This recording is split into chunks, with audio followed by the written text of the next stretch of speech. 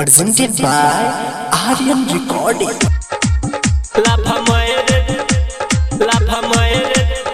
Mixed by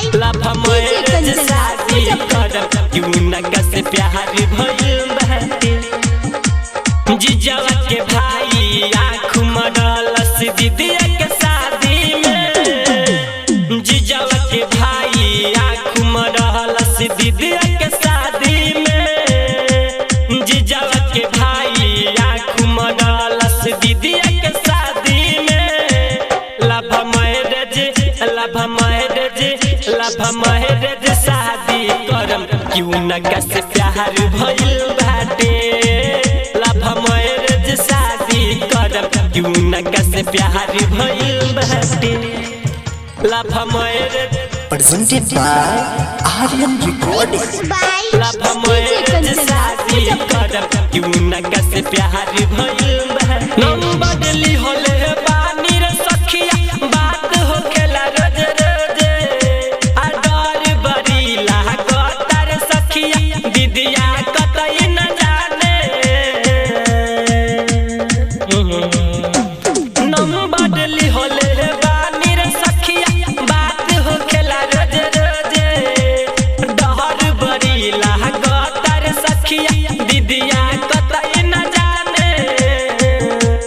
मीठी मीठी बतिया करेला रे सखिया मीठी मीठी बतिया करेला रतिया में फोन कागे। लव मैरेज शादी करम क्यों न कैसे प्यार भइल बाटे। लव मैरेज शादी करम क्यों न कैसे प्यार भइल बाटे। Love marriage Presented by Aryan Recording. शादी करम क्यों न कैसे प्यार भइल बाटे। रहनी जब मरवा में खाड़ा ओढ़नी पकड़ के खिंचले। राइटर अर्जुन दीपिंदर यादव से लाफी संग ही में खिंचले। रहनी जब मरवा में खाड़ा ओढ़नी पकड़ के खिंचले। राइटर अर्जुन दीपिंदर यादव से लाफी संग ही में खिंचले। सुधीर सवरियस सखी दिलवा लागल बाटे। सुधीर सवरियस सखी दिलवा लागल बाटे। लव मैरेज शादी करम क्यों न कैसे प्यार भइल बाटे।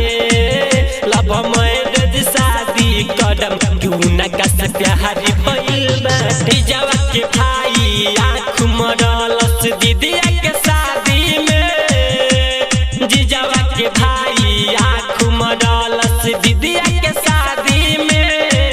लव मैरेज शादी करम क्यों न कैसे प्यार भइल बाटे। लव मैरेज शादी करम क्यों न कैसे प्यार भइल बाटे। Recording by Aryan Digital Recording Studio, Amwa Damar.